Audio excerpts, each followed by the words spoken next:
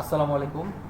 আজকের ভিডিওতে আমরা আলোচনা করব এসইও কাকে বলা হয় এই বিষয়টা নিয়ে। আমরা জানি এসইওর যে full form search engine optimisation.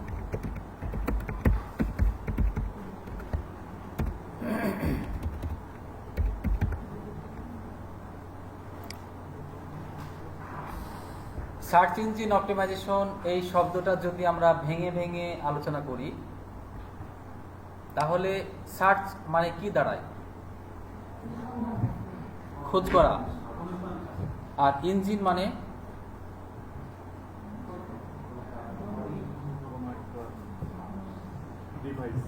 Engine মানে কি?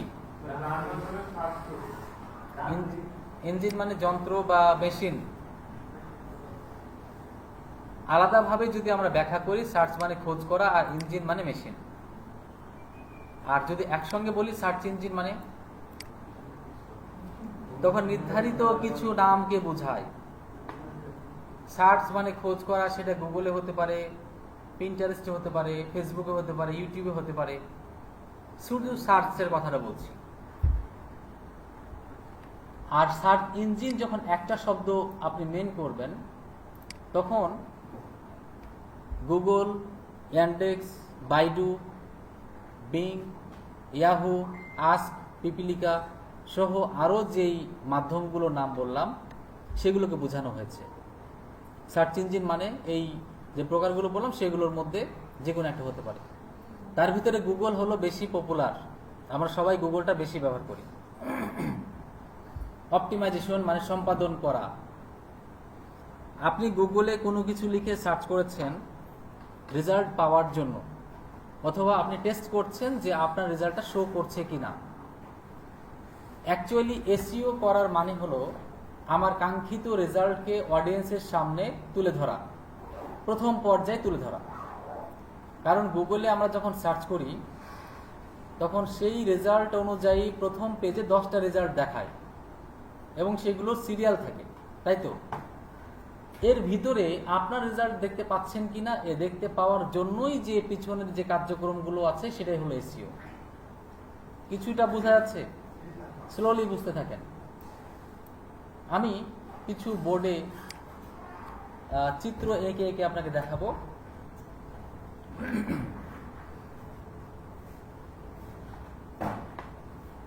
কিছুক্ষণ আগে আমি যে বললাম গুগলে আমরা যে সার্চগুলো করি, গুগলে যে কোনো কিছু লিখে যে সার্চ করি, কোন একটা শব্দ বলেন তো, লিখলে কি দেখা যাবে এখান থেকে? আচ্ছা, ঠিক আছে, বলেন যে কোনো একটা ওয়ার্ড বলেন। গুগলে সার্চ করতে চান এরকম কিছু শব্দ বলেন। Best mobile, very good. আপনি একটা কিওয়ার্ড লিখেছেন, সেটা কি কিন্তু ভিডিওতে কি দেখা যাবে কিনা? বেস্ট মোবাইল দেখা যাচ্ছে না খুব একটা। যাই হোক, ভয়েসটা থাকবে, অথবা আপনারা তো দেখছেন ডাইরেক্ট, তাই না? এটা গুগলে লিখে যখন সার্চ করেন কয়টা রেজাল্ট আসে? প্রথম পেজকে চিন্তা করেন, গুগলের প্রথম পেজকে চিন্তা করেন। 10টা না? 10টা রেজাল্ট এখানে শো হচ্ছে। কোথায় সার্চ করছি আমরা? গুগল। তাহলে আমরা এখানে লিখতে পারি গুগল।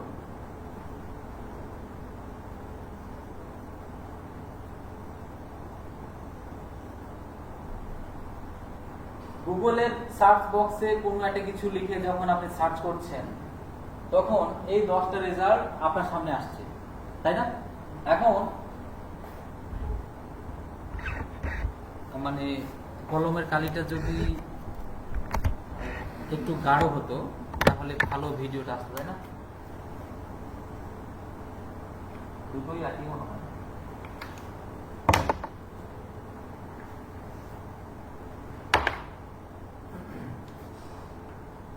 গুগলে যখন কোনো কিছু লিখে আমরা সার্চ করছি, যেমন বেস্ট মোবাইল, তখন প্রথম পেজে আমাদের 10টা রেজাল্ট শো করে। এই যে 10টা রেজাল্ট শো করছে তারা কোনো না কোনো ওয়েবসাইট, অবশ্যই ওয়েবসাইট, ভিডিও হোক বা যাই হোক, ভিডিও কোনো ওয়েবসাইটে মানে আপলোড করা হয়েছে। এখন এই 10টা ওয়েবসাইটের ভিতরে আপনারও একটা ওয়েবসাইট আছে, ধরে নিচ্ছি আপনার নাম কি, সম্রাটের একটা ওয়েবসাইট আছে, সম্রাট-গ্যাজেট.com। কিন্তু সম্রাটের ওয়েবসাইটের ভিতরে যতগুলো কিওয়ার্ড আছে সেই কিওয়ার্ডগুলো গুগলে সার্চ করলে তার ওয়েবসাইটে পাওয়া যাচ্ছে না। এমনকি সম্রাটের ফুল ওয়েবসাইটটা গুগলে লিখলেও রেজাল্ট শো করছে না। কিওয়ার্ড লিখতে তো আসার কথা র্যাঙ্ক হলে, কিন্তু পুরো ওয়েবসাইটকে লিখলেও আসছে না। দুইটা ঘটনা ঘটছে। আপনি কোনো কিওয়ার্ড লিখে যখন সার্চ করছেন তখন 10টা রেজাল্ট দেখতে পাচ্ছেন, অথবা আপনার ওয়েবসাইটে 100 নাম্বারে আছে, অথবা 10,000 নাম্বার আছে, আছে তো গুগলে পাওয়া যাচ্ছে। সেটা যে কোনো পজিশনে হতে পারে।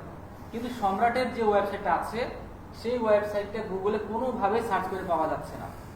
এরকম হতে পারে। তাহলে এটা হওয়ার কারণ হলো এইগুলো পাওয়া যাচ্ছে, কোনোটা পাওয়া যাচ্ছে না। তার মানে এই যে ওয়েবসাইটগুলো অথবা যে কোনো ওয়েবসাইট গুগলে সার্চ করার পরে যে পাওয়া যাচ্ছে, এটার কারণ হলো সেই ওয়েবসাইটগুলো গুগলের কাছে অনুমতি দিয়ে রেখেছে যে তুমি আমার রেজাল্টগুলো শো করো। এই অনুমতিটাকে বলা হয় গুগল ইন্ডেক্সিং অথবা গুগল সার্চ কনসোল। তার মানে প্রত্যেকটা ওয়েবসাইট গুগলের ভিতরে তার ওয়েবসাইটটাকে ইন্ডেক্স করিয়েছে, মানে ঢুকিয়ে দিয়েছে। আমরা অ্যাকচুয়ালি গুগলে সার্চ করে করে যতগুলো ওয়েবসাইট দেখতে পাই সবগুলো ওয়েবসাইটই কিন্তু গুগলে ইন্ডেক্স করা হয়েছে। এই কাজটা কে করে? ওয়েবসাইটের মালিক করে। তার মানে আপনি যখন কোনো একটা ওয়েবসাইট লঞ্চ করবেন তখনই কিন্তু ওরা এই কাজটা করে ফেলে। কি করে? গুগলের ভিতরে তারা ইন্ডেক্স করায়, লিপিবদ্ধ করায়। বুঝতে পারছেন? এবার ইন্ডেক্স করা মানে ঢুকিয়ে দেওয়া, গুগলের ভিতরে ইনসার্ট করা, গুগলকে অনুমতি দেওয়া তুমি আমার ওয়েবসাইট থেকে এবার তথ্য সংগ্রহ করা শুরু করো। গুগল কার কাছ থেকে তথ্যগুলো নেয়? ওয়েবসাইট থেকে নেয়, তারপরে না আমাদের শো করায়। কিন্তু এটার অনুমতি তাকে দিতে হয় আগে, যে গুগল তুমি এটা নাও। এই পদ্ধতি কি বলা হয়? ইন্ডেক্সিং বলা হয়। আর একটু ভালো করে বুঝেন, গুগলে তাহলে বুঝতে পারছেন আপনার ওয়েবসাইট কেন পাওয়া যাচ্ছে না? তার মানে আপনার ওয়েবসাইট গুগলে ইন্ডেক্সই করা হয়। যখন ইন্ডেক্স করবে তখন পাওয়া যাবে, তার আগে পাওয়া যাবে। গুগলে যে সার্চ করলে রেজাল্টগুলো দেখতে পাই তার ব্যাকএন্ডে অনেকগুলো বিষয় ঘটনা ঘটে। এইগুলো একটু দেখেন। গুগলের অনেকগুলো রোবট আছে বা বট আছে। নাম শুনেছেন কখনো এই শব্দটা, রোবট বা বট? এবং প্রত্যেকটা রোবটের স্বতন্ত্র নিয়ম আছে। সেই নিয়মগুলোকে বলা হয় অ্যালগোরিদম। কি বলা হয়? অ্যালগোরিদম বলা হয়, বা রুলস বা নিয়ম নীতি। এখন গুগলের যে রোবটগুলো আছে সেগুলোর মধ্যে কয়েকটা নাম আমি বলি। যেমন একটা হলো পান্ডা। কি নাম? সংক্ষেপে লিখছি পান্ডা। এরপরে স্পাইডার, পেঙ্গুইন, বার্ড সহ অসংখ্য তার রোবট আছে। রোবট মানে মেশিন বা যন্ত্র বুঝতে হবে, ঠিক আছে? রোবট মানে মেশিন, সার্ভার, যা বলো তাই। এতগুলো মেশিন গুগলের ব্যাকএন্ডে কাজ করে। প্রত্যেকটা রোবটের এক এক ধরনের কাজ আছে, দায়িত্ব আছে এবং তাদের স্বতন্ত্র রুলস আছে। ধরে নিচ্ছি পান্ডার কাজ হলো যতগুলো ওয়েবসাইট গুগলের মধ্যে ইন্ডেক্স করানো হবে তখন থেকেই এই সমস্ত সফটওয়্যারগুলো, এই সমস্ত রোবটগুলো সেই ওয়েবসাইটে ক্রল করা শুরু করে, ভিজিট করা শুরু করে। যখন কোনো সফটওয়্যার বা যখন কোনো রোবট কোনো একটা ওয়েবসাইটে ভিজিট করে তখন সেটাকে এসইওর ভাষাতে ক্রল বলা হয়। কি বলা হয়? ক্রল, CRAWL, ক্রল বলা হয়। যখনই কোনো ওয়েবসাইট গুগলে ইন্ডেক্স করা হবে তখন এই রোবটগুলো সক্রিয় হয়ে যায়, তখন এরা তাদের কার্যক্রম শুরু করে দেয়। এখন এক একটা রোবটের এক একটা কাজ। ধরে নিচ্ছি পান্ডার কাজ হলো এই ওয়েবসাইটে যতগুলো তথ্য বা টেক্সট ইনপুট করা হয়, তার মানে কি আর্টিকেল। একটা আর্টিকেলের মধ্যে কি থাকে বলেন তো? একটা আর্টিকেলের মধ্যে কতগুলো জিনিস থাকে? হেডিং থাকে, টেক্সট থাকতে পারে, ইমেজ থাকতে পারে, ভিডিও থাকতে পারে, লিঙ্ক থাকতে পারে, এত কিছু থাকতে পারে না? অনেকগুলো এলিমেন্টের কথা বলেছে। তার মধ্য থেকে শুধুমাত্র সে কি নিচ্ছে? টেক্সট নিচ্ছে, মানে পড়া যায় যেগুলো সেগুলো টেক্সট। আচ্ছা, এটা সে নিল। স্পাইডারের কাজ হলো একটা ওয়েবসাইটের মধ্যে যতগুলো লিঙ্ক আছে একটা আর্টিকেলের লিঙ্ক থাকে না, ভিডিও লিঙ্ক বা যা কিছু থাকে, তাহলে যেই আচ্ছা কি বলছে এটা, আচ্ছা ঠিক আছে, এখন তো ঠিক আছে নাকি? তাহলে যেটা বলছিলাম, এই যে স্পাইডার এর কাজ হলো এই ওয়েবসাইটের ভিতরে যতগুলো লিঙ্ক আছে, একটা আর্টিকেলের ভিতরে যত লিঙ্ক থাকে সব লিঙ্কগুলো সে সংগ্রহ করবে। লিঙ্ক বাদে সে কিছুই নেবে না, পান্ডা টেক্সট বাদে কিছু নেবে না। অ্যাকচুয়ালি আমি এগুলো এমনি বলছি বোঝানোর জন্য, কিন্তু ঘটনাটা এটাই ঘটে। পেইন্টবোর্ডের কাজ হলো, ধরে নিচ্ছি এই ওয়েবসাইটের ভিতরে যতগুলো ইমেজ আছে, যতভাবে ইমেজ পোস্ট করেছেন সব ইমেজগুলো শুধু নেবে, অন্য কিছু নেবে না। এরপরে সে ভিডিও নেবে, সে ট্যাগ নেবে, কিওয়ার্ড নেবে, এইভাবে যতগুলো রোবট আছে প্রত্যেকটা রোবটের যেই কাজগুলো আছে সেই কাজগুলো করা শুরু করে। যখন কোনো ওয়েবসাইট গুগলে ইন্ডেক্স করা হয় তারপরে, যখন কোনো রোবট এই ওয়েবসাইটগুলোকে ভিজিট করা শুরু করে তখন সেটাকে ক্রল বলা হয়, আর যে সময়টা ধরে সে ভিজিট করে সেটাকে ক্রল বাজেট বলা হয়। ক্রল বাজেট বলা হয়। তাহলে গুগলের ভিতরে যখন কোনো ওয়েবসাইটকে আপনি শো করাতে যাবেন, র্যাঙ্ক করাতে যাবেন, তখন প্রথম শর্ত কি? অবশ্যই সেটাকে গুগলে ইন্ডেক্স করাতে হবে। বুঝা গেল? এখন এতটুকু ক্লিয়ার হচ্ছে সবাই? এবার আসি র্যাঙ্ক কিভাবে হচ্ছে। এই যে সিরিয়াল মেনটেন করছে না, বেস্ট মোবাইল লিখে সার্চ করার পরে সিরিয়াল হচ্ছে না 1 2 3 4, তাহলে এই যে 10 নাম্বারটা কেন 10 নাম্বার আসলো, সে কেন 1 নাম্বারে গেল? এবার দেখেন প্রত্যেকটা ওয়েবসাইটে কতগুলো আর্টিকেল বা সাবমিট করা হয়েছে, কি মনে হয়? যে কোনো একটা ওয়েবসাইটে কতগুলো আর্টিকেল সাবমিট করা হয়, পোস্ট করা হয় কতগুলো? ব্লগ সাইট বলেন বা যে কোনো ইউটিউবকে চিন্তা করেন, কতগুলো ভিডিও ছাড়া হয়? আনলিমিটেড না, অনেক কি করা হয়েছে। এখনই যদি আপনি বেস্ট মোবাইল লিখে সার্চ করেন দেখবেন অনেকগুলো আর্টিকেল চলে আসবে। তাহলে এক একটা ওয়েবসাইটে প্রচুর আর্টিকেল সাবমিট করা হয়। এবার আরেকটু মনোযোগ দিবেন, প্রথম আর্টিকেল ধরে, প্রথম ওয়েবসাইট ধরে নিচ্ছি 85% ডাটা ইনপুট করা, মানে করছে, তারা করতে থাকছে আর কি, প্রতিনিয়ত আপলোড করছে 85%। তার মানে ধরে নিচ্ছি এখানে 1000টা তার পোস্ট আছে, 1000টা।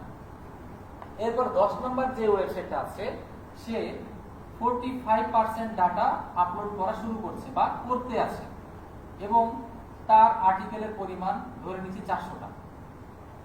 ঠিক আছে? তাহলে এর হলো 1000 আর্টিকেল আছে, ইনার কত আছে? 400, অথবা পোস্ট আর্টিকেল যে কোনো কিছু বুঝতে পারেন। এটাকে কি বলা হয়, যেটা সার্চ করেছিলেন? কিওয়ার্ড বলা হয়। তাহলে বেস্ট মোবাইল লিখে সার্চ করার পরে এই ওয়েবসাইটগুলো আসছে, তার মানে এই কিওয়ার্ড দিয়ে এই ওয়েবসাইটটা র্যাঙ্ক করেছে। কিভাবে র্যাঙ্ক করছে এবার একটু বলি। বেস্ট মোবাইল এটা কি একটা কিওয়ার্ড নাকি আরো কিওয়ার্ড হতে পারে? অ্যাকচুয়ালি একটা ওয়েবসাইট যখন আপনি পাবেন বেস্ট মোবাইল লিখে, তাহলে এই ওয়েবসাইটটা কি কোনো খাবারের ওয়েবসাইট হতে পারে, কোনো এডুকেশনাল হতে পারে, কিসের ওয়েবসাইট হবে? অবশ্যই মোবাইল টাইপেরই হবে, কারণ আপনি এই কিওয়ার্ড দিয়ে পেয়েছেন মানে সে ওই ক্যাটাগরির ওয়েবসাইট। এখন আপনি যেই ক্যাটাগরির ওয়েবসাইট পেয়েছেন এই ওয়েবসাইটে কি এই একটাই কিওয়ার্ড থাকবে নাকি এই রিলেটেড আরো অনেক কিওয়ার্ড থাকতে পারে? আরো অনেক। সেটা গ্যাজেট হতে পারে, মোবাইল হতে পারে, ল্যাপটপ হতে পারে, মোবাইল সংক্রান্ত যতগুলো কিওয়ার্ড আছে সবগুলো কিওয়ার্ড হতে পারে। এখন এই যে বেস্ট মোবাইল যে কিওয়ার্ডটা আছে, ঠিক এই রকম টোটাল ওয়েবসাইটকে যদি আমরা রিসার্চ করি তাহলে আমি ধরে নিলাম যে সেখানে কতগুলো কিওয়ার্ড পাওয়া গেছে? 100টা, কথার কথা। এখন সে কিন্তু 100 কিওয়ার্ড দিয়েই কিন্তু তার ওয়েবসাইটের প্রতিটা আর্টিকেলকে আপডেট করার চেষ্টা করে যাচ্ছে। প্রথম ওয়েবসাইট, একটু ইমাজিন করেন 1000 পোস্টকে সে এইভাবে সাজাচ্ছে, আর এই কতগুলো দিয়ে করেছে? 400 পোস্টকে। এরা কিন্তু সবসময় কিন্তু ক্রল করতে আছে, এটা কিন্তু বোঝেন। তাহলে এই প্রতিটা কিওয়ার্ড প্রথম ওয়েবসাইট সে যতবার আর্টিকেল পাবলিশ করছে ততবার কিন্তু কিওয়ার্ডগুলো তার মধ্যে যাচ্ছে বা সে দিচ্ছে। এখন এই যে রোবটগুলো আছে তাদের কাজ হলো যতগুলো যা পাচ্ছে এদের নির্ধারিত নিয়ম অনুযায়ী তারা সেগুলো ক্রল করা শুরু করছে, মানে কি ইন্ডেক্স করা শুরু করছে ইঞ্জিনের ভিতরে। এবার যখন কোনো ব্যক্তি বেস্ট মোবাইল লিখে সার্চ করছে তখন এই কিওয়ার্ডটা যত ব্যক্তি ব্যবহার করেছে তাদের ওয়েবসাইটের ভিতরে সেই শব্দটা তাদের ওয়েবসাইটের আর্টিকেলের ভিতরে ম্যাচ করা শুরু করে। যে এই শব্দটা কতগুলো ওয়েবসাইটে কতগুলো আর্টিকেলের সাথে ম্যাচ হচ্ছে। এবার হতে হতে এখন বলেন তো যেগুলোর মধ্যে কারটার সাথে বেশি ম্যাচ হবে? উপরেটার সাথে হবে, কারণ তার আর্টিকেলের সংখ্যা বেশি এবং সে কিওয়ার্ডের সংখ্যাটা বেশি ব্যবহার করেছে। বোঝা যাচ্ছে?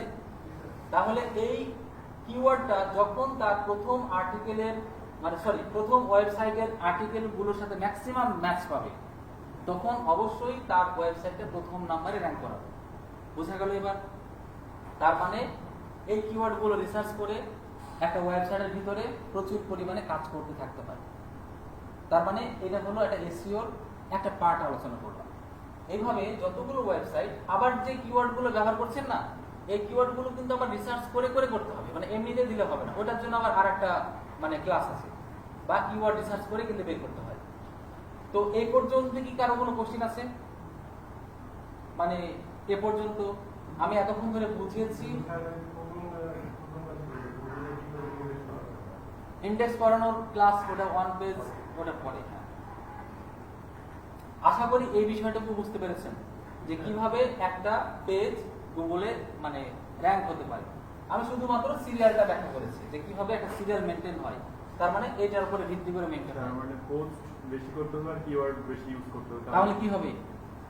পোস্ট ইউজ করলে, কিওয়ার্ড ব্যবহার করলে কি হবে? তাহলে র্যাঙ্ক করবে, র্যাঙ্ক হতে পারে। বুঝতে পারছেন? আমি এতক্ষণ ধরে যে আলোচনাটা করলাম সেটা কিন্তু এসইওর একটা খুবই একটা নগণ্য একটা কিছু বলেছি। এখন দেখেন যে এখানে কতগুলো পোস্ট ছিল? 1000টা। তার মানে 1 2 3 করে 1000টা পোস্ট করা হয়েছে। বুঝতে পারছেন? প্রত্যেকটা এক একটা আর্টিকেল কত ওয়ার্ড সংবলিত হতে পারে? 400 হতে পারে, 500 হতে পারে, 800 900 ওয়ার্ড হতে পারে।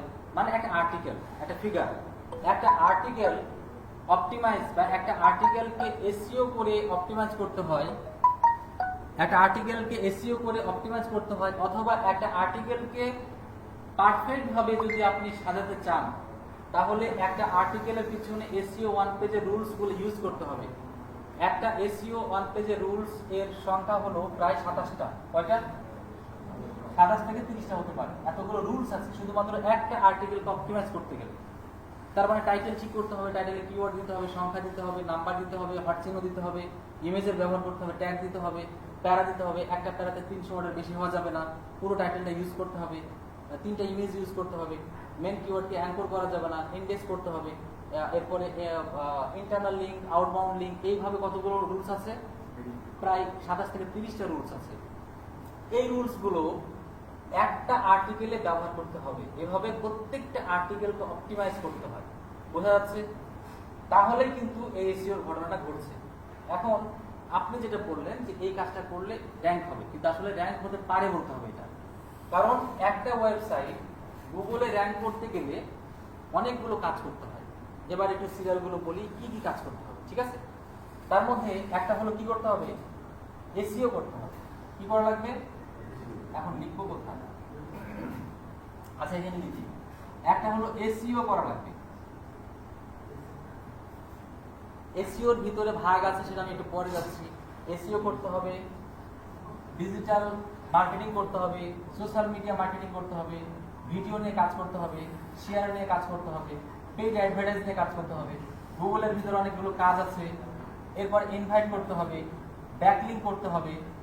এইভাবে অনেকগুলো কাজ আছে যে কাজগুলো অ্যাপ্লাই করতে হবে একটা ওয়েবসাইটের পিছনে, তাহলে একটা ওয়েবসাইট গুগলে র্যাঙ্ক করতে পারে। তার মানে এসইও হলো একটা আইটেম যেটা গুগলকে র্যাঙ্ক করতে সাহায্য করবে একটা ওয়েবসাইটকে। বোঝা গেল? শুধুমাত্র এসইও করলে একটা ওয়েবসাইট র্যাঙ্ক হবে না, তবে এই কিন্তু গুরুত্বপূর্ণ ভূমিকা পালন করে। কথা কি বোঝা যাচ্ছে? এতগুলো কাজ করতে হবে। এতগুলো কাজের মধ্যে আমি শুধুমাত্র এসইওর আলোচনা শুরু করেছি, তবে এসইওর কোন আলোচনাটা চলছে এবার একটু দেখেন। এসইওর অনেকগুলো ভাগ আছে, যেমন একটা হলো 1 page SEO, of page SEO,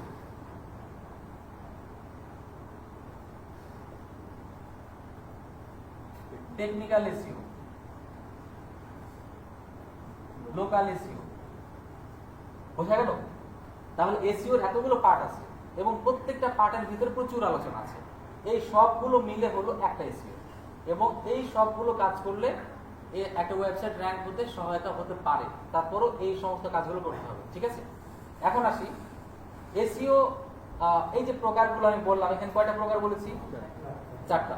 কিন্তু অনেকে এসইও কে 2 প্রকার বলে থাকে, এসইও অন পেজ এবং এসইও অফ পেজ। আপনারা এটাই বলবেন, এসইও অন পেজ এবং of page. SEO on page এবং অফ পেজ এর ভিতরে ওটা পরে আসছে। তাহলে আমরা মূলত বলবো এসইও কত প্রকার? On page, of page. কিন্তু 4 প্রকার দেখতে পাচ্ছেন। এই 4 প্রকারের জন্য বলা হয় যে এই বাকি 2 প্রকার হলো অন পেজের অন্তর্ভুক্ত, এই 2টা। ঠিক আছে? কোনটা? হ্যাঁ হ্যাঁ, এটা, এই 2টা। এখন এসইও ওয়ান পেজ যেটা বললাম, এই কাজটা, এই যে 27টা থেকে 30-এর যে রুলস বললাম, এই কাজটা ম্যাক্সিমাম এসইও ওয়ান পেজের ভিতরে কাজ হয় এটা। আর এই আলোচনাগুলো এখন আমি করছি না, বুঝতে পারছেন? আমি এটা নিয়ে আলোচনা করছি। এখন বলেন যে এই যে জিনিসগুলো বললাম বা এই যে আমি চিত্র দিয়ে বোঝানোর চেষ্টা করেছি, এটা কি একটু বোঝা যাচ্ছে যে এসইও জিনিসটা কি?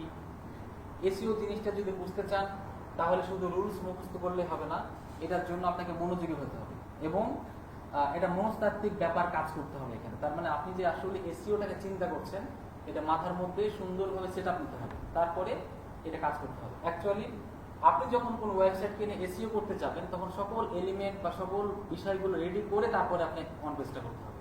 ঠিক আছে? টুলস আছে, নিয়ম কানুন আছে, ওয়েবসাইট ঠিক আছে কিনা। কারো কোনো প্রশ্ন আছে এই বিষয়গুলো নিয়ে? আমি কিন্তু আপনাদের এসইও ওয়ান পেজের প্র্যাকটিক্যালের কোনো কিছুই দেখাইনি, আমি শুধুমাত্র এতক্ষণ ধরে এসইও জিনিসটাকে চেনার চেষ্টা করছি যে এসইও কাকে বলে। ঠিক আছে? আমাদের মূল প্রচেষ্টাই হলো একটা ওয়েবসাইটকে যেন গুগলে র্যাঙ্ক করাতে পারি, এজন্য এসইওটা অনেকাংশেই মানে ভূমিকা পালন করে। কারো কোনো প্রশ্ন আছে?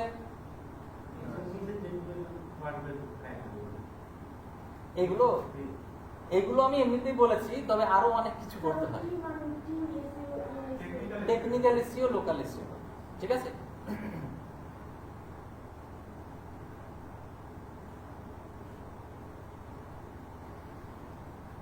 এগুলোর ব্যাখ্যাগুলো আপনারা চাইলে লিখতে পারেন। Digital marketing, social media, viral marketing, মানে আমি একটু সংক্ষেপেই নামগুলো উল্লেখ করেছি আর কি।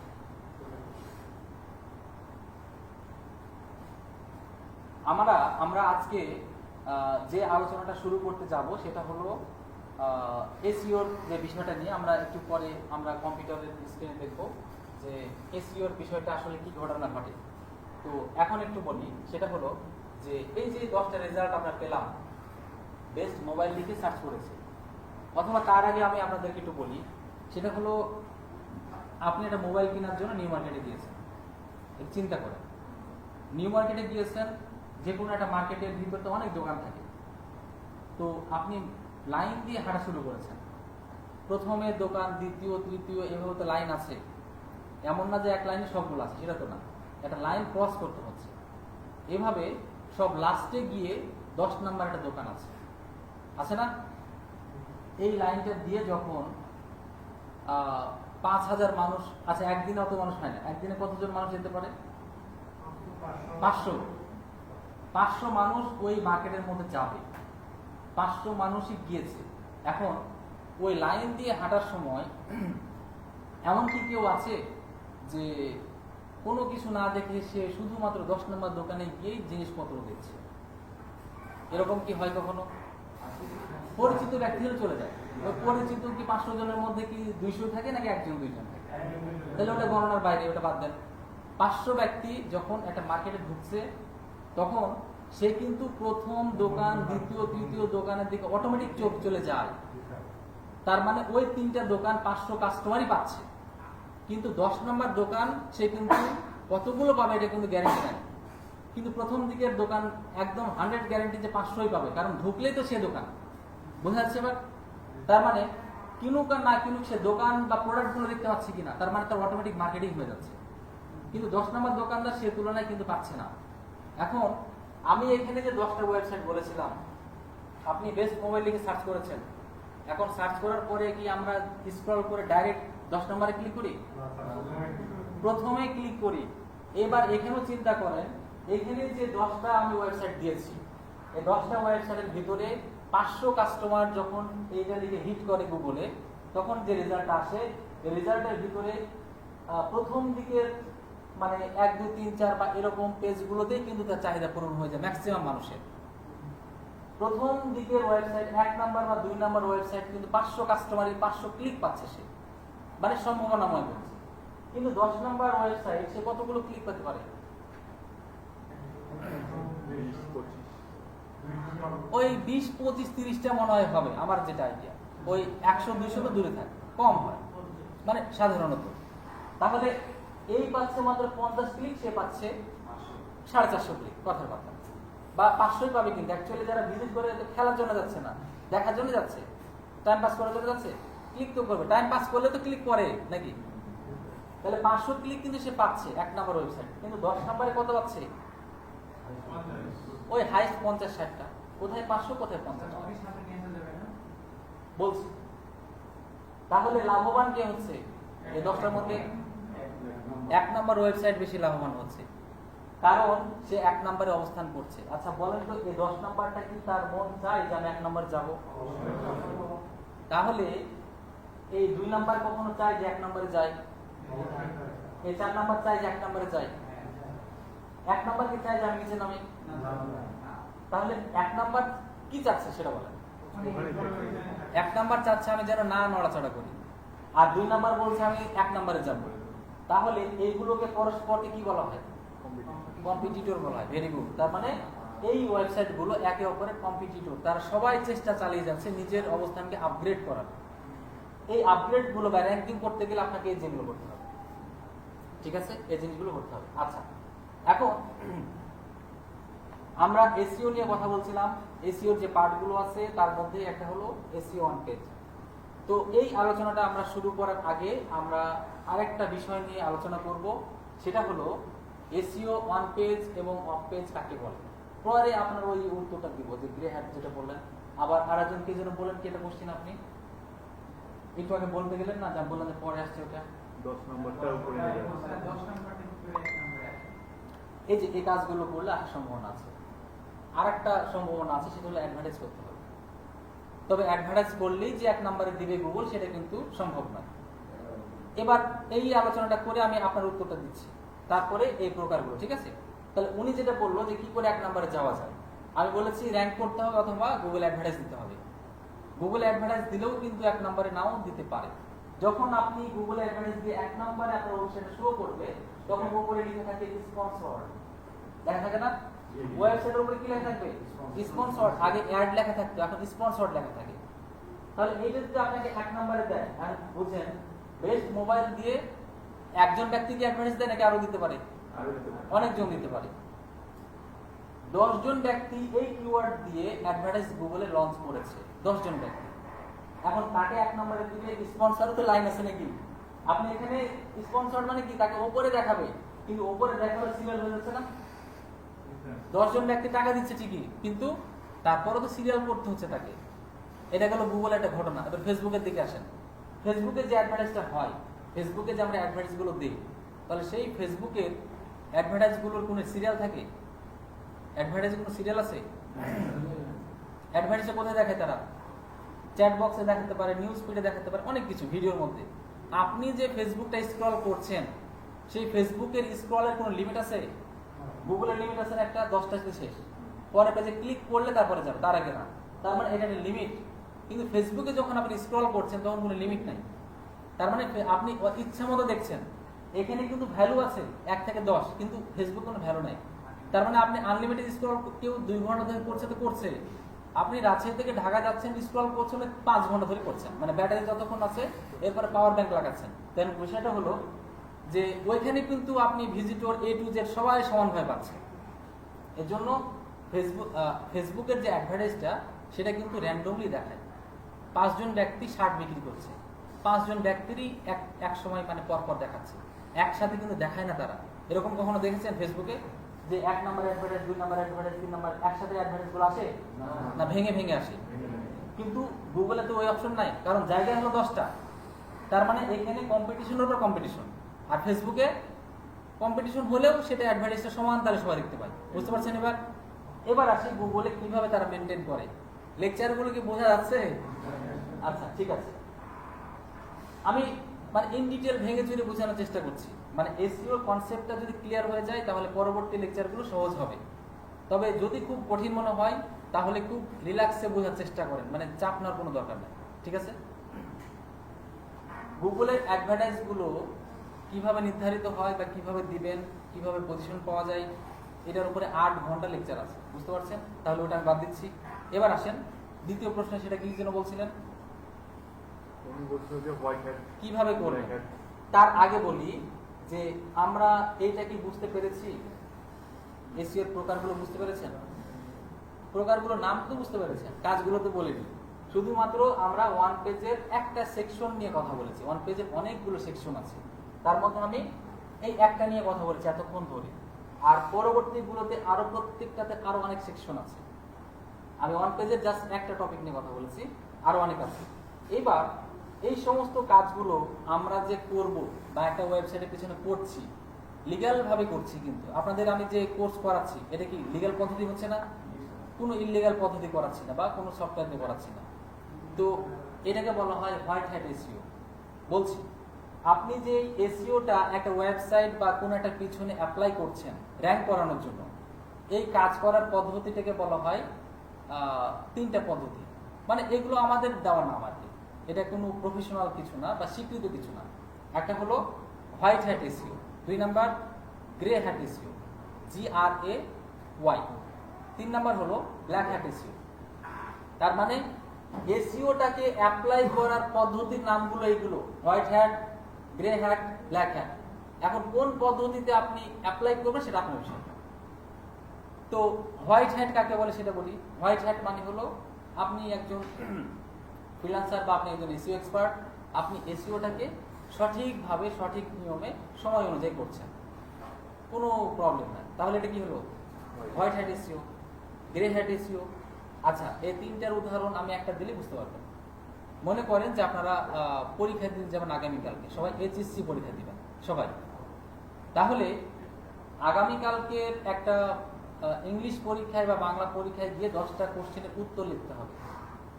আপনি সবগুলোই উত্তর নিজে মুখস্থ করে লিখে দিয়েছেন স্বাভাবিকভাবে, তাহলে এটাকে বলা হয় হোয়াইট হ্যাট এসইও। এবার ওই পদ্ধতিটাই, ওই এক্সামটাই আরেকজন স্টুডেন্ট দিয়েছে, সে 5টা কোশ্চিন মুখস্থ করে লিখেছে আর 5টা কোশ্চিন নকল করে লিখেছে, মিক্সড করে ফেলেছে, তাহলে এটা কি বলা হয়? Grey hat SEO.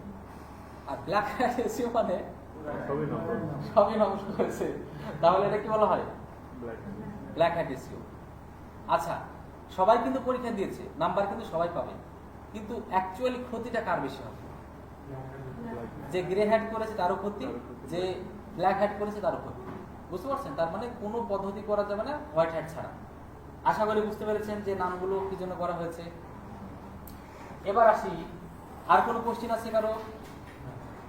এবার অন পেজ এবং অফ পেজের সংজ্ঞা দেখাবো আপনাকে বা চেনাবো, তাহলে এসইও লেকচারটা শুরু করতে আমার জন্য সুবিধা হবে, ঠিক আছে?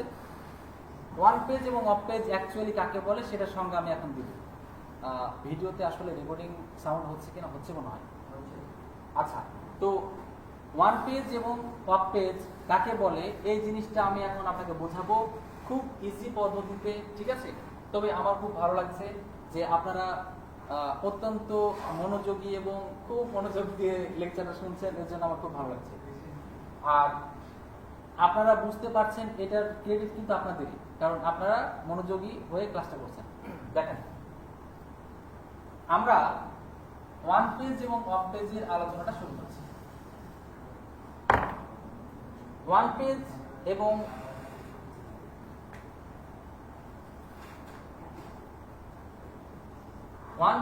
এবং অফ পেজের লেকচার দেওয়ার আগে আমি একটা উদাহরণ দিই। সবসময় আমি আগে দেশীয় উদাহরণ দিই, তারপরে এখানে যাই, তাহলে আপনাদের বুঝতে সুবিধা হয়।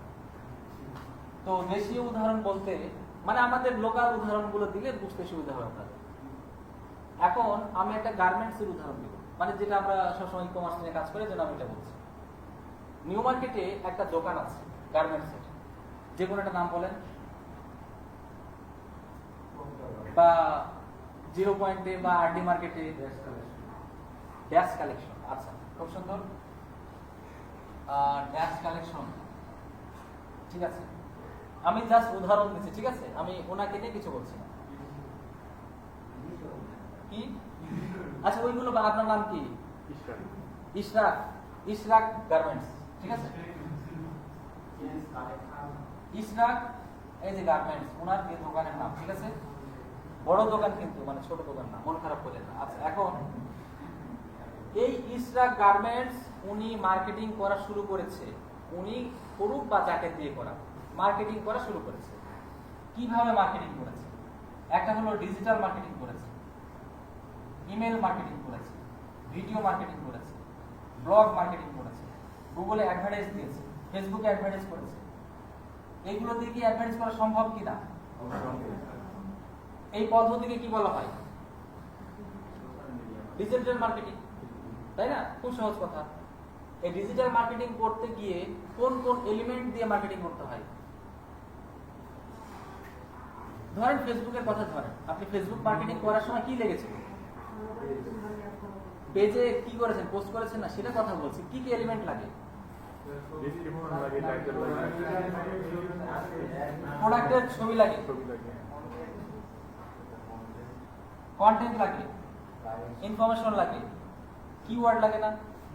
কি কিওয়ার্ড লাগবে? হ্যাশট্যাগ লাগে, টুপি পাওয়া যায়, টি শার্ট পাওয়া যায়, লুঙ্গি পাওয়া যায়, লেহেঙ্গা পাওয়া যায়, শাড়ি পাওয়া যায়। এইভাবে ওনার দোকানে প্রায় 40টা কিওয়ার্ড ইউজ করেছে। কতগুলো কিওয়ার্ড ইউজ করেছে? এখন আসি কিওয়ার্ড কাকে বলে।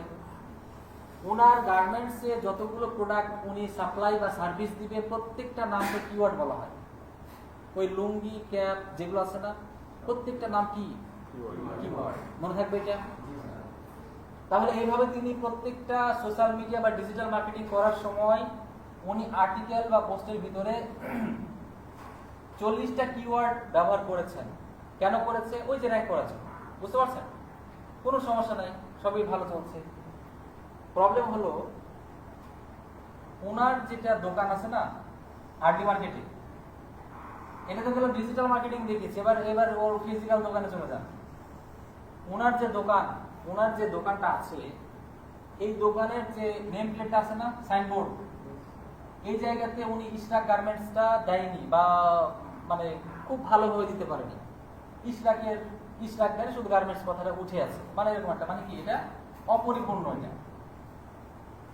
এবার উনি এখানে যতগুলো প্রোডাক্ট দিয়ে মার্কেটিং করার চেষ্টা করেছেন, আমার এখানে যে লুঙ্গি বা এগুলো পাওয়া যায়, আসলে ওনার দোকানে এতগুলো প্রোডাক্ট নাই। কয়টা আছে? মাত্র 15টা প্রোডাক্ট আছে। তার মানে এটাও একটা প্রবলেম। ওনার দোকানের যে অ্যাড্রেস বা ঠিকানা, সেটা কিন্তু ভালোভাবে স্পষ্টভাবে ওনার দোকানে উল্লেখ করেনি। ওনার দোকানে একটা লাইটের ব্যবস্থা নাই, মানে লাইট নাই, ভালো বসার ব্যবস্থা নাই, টেবিল নাই, মানে এগুলো প্রবলেম। বুঝতে পেরেছেন? উনি কিন্তু পারফেক্ট ভাবে মার্কেটিং ঠিকই করেছে, কিন্তু ওনার দোকানের বিষয়গুলোর সাথে মিল নাই কিছু। এবার কি ঘটনা ঘটবে? একটা কাস্টমার সে লেহেঙ্গা কিনতে গিয়েছে, দোকানে গিয়ে দেখছে লেহেঙ্গা নাই, তাহলে ওই কাস্টমার কি ওখানে থাকবে না চলে যাবে? চলে যাবে। এবার আমাদের এই ওয়েবসাইটে আসলে বেস্ট মোবাইল লিখে গুগলে সার্চ করেছে একটা মানুষ।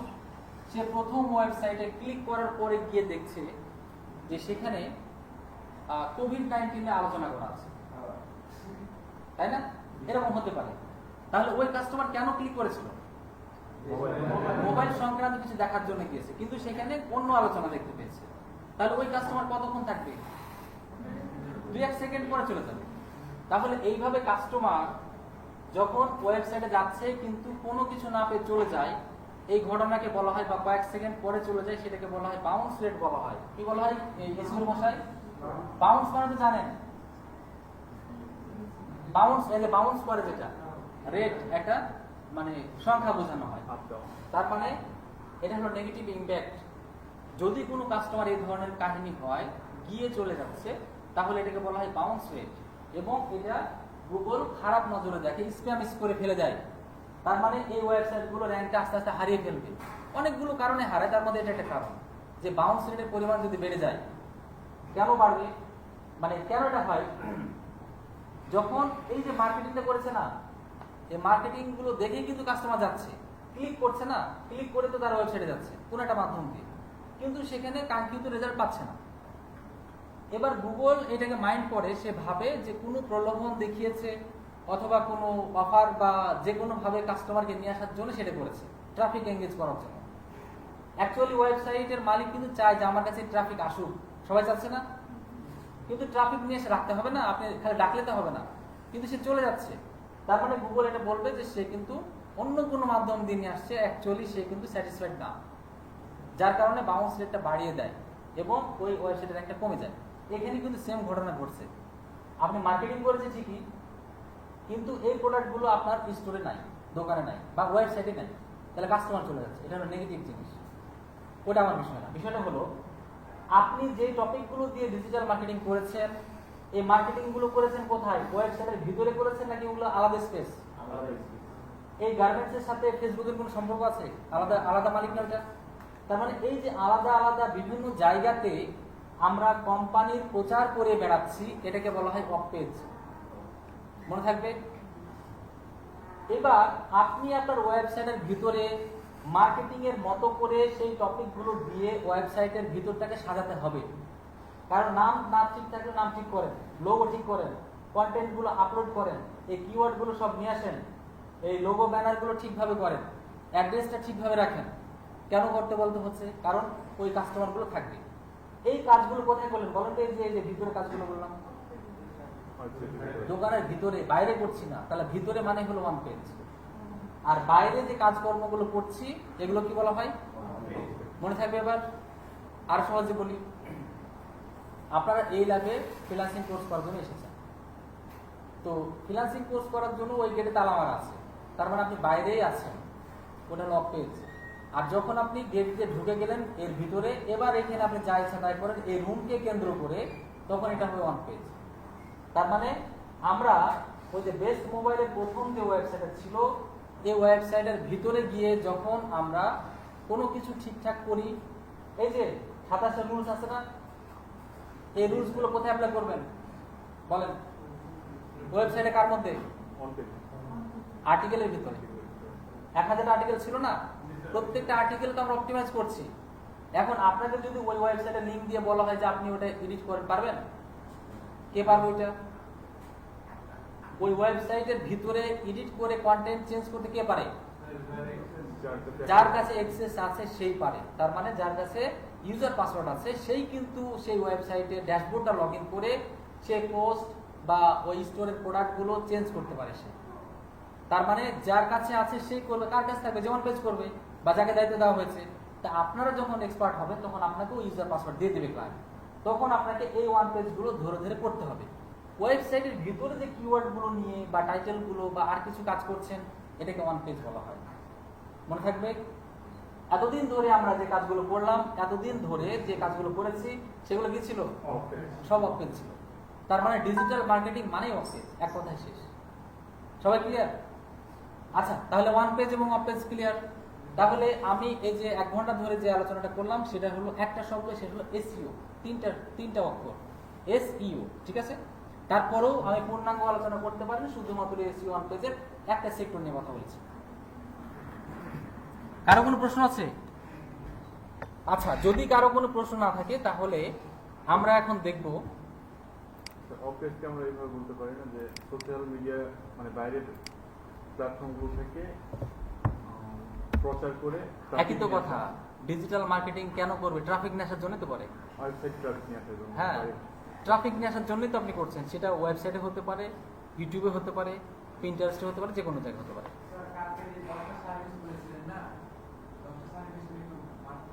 কিসের সার্ভিস? পোর্টফোলিও? ও আচ্ছা, ওটা পরে বলছি। আচ্ছা, পরে মনে করে দিন। আমরা এখন আরেকটা বিষয় নিয়ে কথা বলবো। আপনারা তো শিওর ওয়ান পেজ এবং অফ পেজ কি জিনিস? অফ পেজটা একটা টপিক আমাদের বাকি আছে। এসইওর মধ্যে যে প্রকারগুলো বলা হয়, অ্যাকচুয়ালি ডিজিটাল মার্কেটিং এর প্রকার অনেকে এসইও কে ধরে, এটা শুনেছেন কখনো? ডিজিটাল মার্কেটিং এর প্রকার এসইও, এটা অনেকে বলে।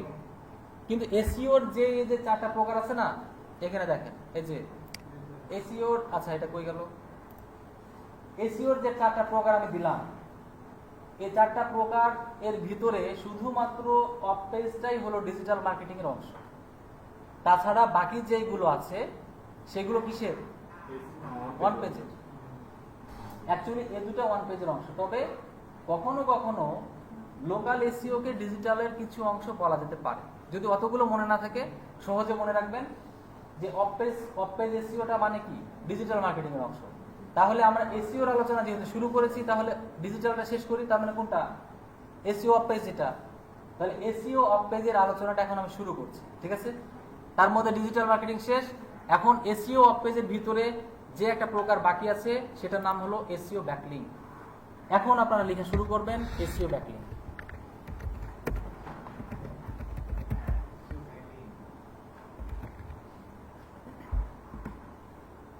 এসইও ব্যাকলিংকের অনেকগুলো নাম আছে, ক্লায়েন্ট বা অনেক মানুষ ডেকে থাকে, সেগুলো আমাদের জানতে হবে।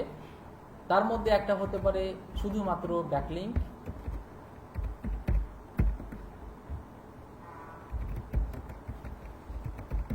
Link building, do follow backlink,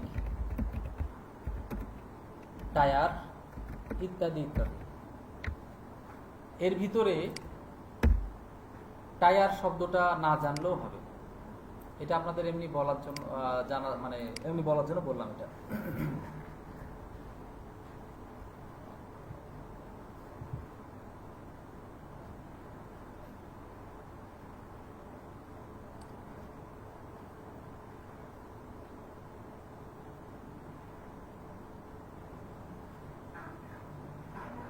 লেখা হয়েছে? আচ্ছা, এখন আমরা যেটা করব সেটা হলো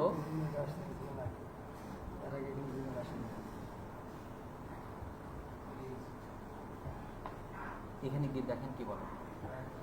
এখন আমি আপনাদেরকে শিখাবো যে এসইও ব্যাকলিংক কাকে বলে।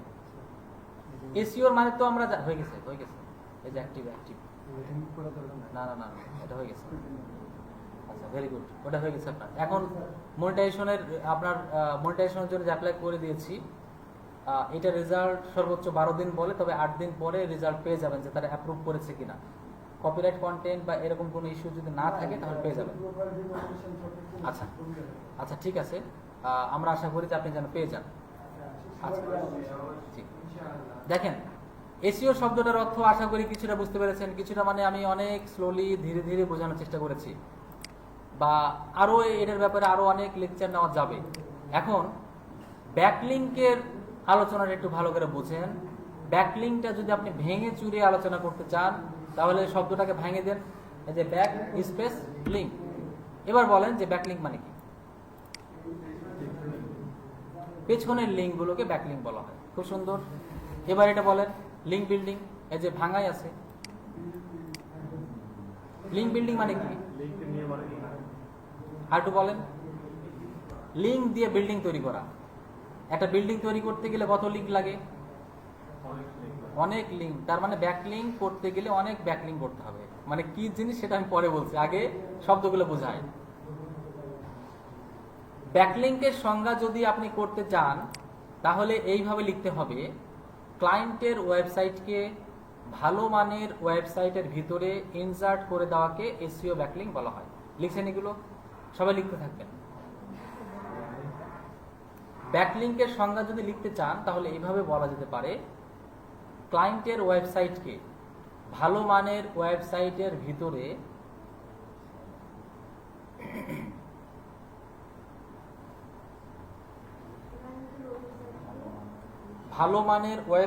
ভিতরে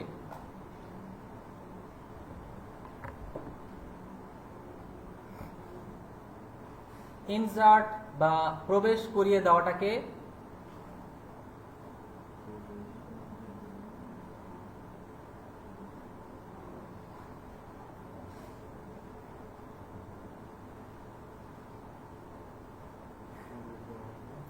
ব্যাকলিংক বলা হয়।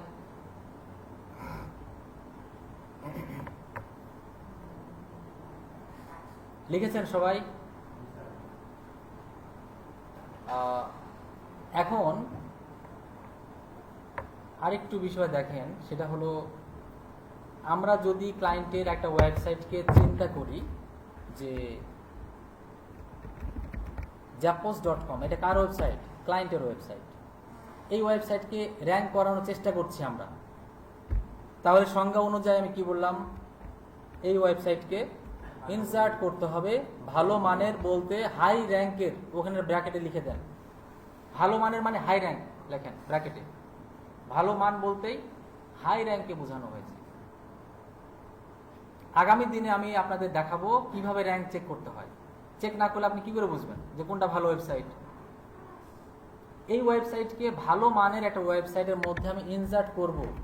যেমন আমি জানি যে এই ওয়েবসাইটের র্যাঙ্কিংটা অনেক ভালো, এর মান হলো প্রায় 95, 100-র মধ্যে, মানে অনেক ভালো, এই livejournal.com। তাহলে এই ওয়েবসাইটের ভিতরে যদি আমি jappos.com-কে ইনসার্ট করে দেই, তাহলে ইনসার্ট করে দেওয়া মানে কি? ওর ওয়েবসাইটের মধ্যে প্রবেশ করিয়ে দেওয়া। একটা ওয়েবসাইটের লিঙ্কে আরেকটা ওয়েবসাইটে প্রবেশ কিভাবে করাই আপনারা এতদিন ধরে করলেন? ফেসবুকে পোস্ট করলেন না? ফেসবুকে পোস্টের মধ্যে কোন লিঙ্কটা ছিল? জাপোসের প্রোডাক্টের লিঙ্ক ছিল না? তাহলে কি ওটা ফেসবুকের মধ্যে থাকলো না? ওটাই তো ব্যাকলিঙ্ক। এবার টুইটারের অ্যাকাউন্ট করার সময় এডিট প্রোফাইলে গিয়ে একটা ওয়েবসাইট দেওয়ার জায়গা ছিল, সেখানে আপনি jappos.com দিয়ে বের হয়ে গেলেন, তাহলে টুইটারের মধ্যে জাপোসটাকে ঢোকা দিলেন না? তাহলে কি বোঝা যাচ্ছে এবার কিভাবে ইনসার্ট করতে হবে? এই ধরনের পদ্ধতিগুলো হলো ব্যাকলিঙ্ক বলা হয়। তবে যেগুলো সোশ্যাল মিডিয়াতে করেছেন সেগুলোকে সোশ্যাল মিডিয়া মার্কেটিং বলা হয়। আমরা ওই কাজটাই করব অপরিচিত ওয়েবসাইটের ভিতরে। ঠিক আছে, এতটুকু বুঝলেই হবে। তো আমার মনে হয় যে আজকের আলোচনা এই পর্যন্ত থাক। কারো কোনো প্রশ্ন আছে? যদি কারো কোনো প্রশ্ন না থাকে তাহলে আমরা আজকের ক্লাস এই পর্যন্ত রাখবো। আগামী দিনে আমরা আবারও এটার কন্টিনিউ অংশটা করে যাব।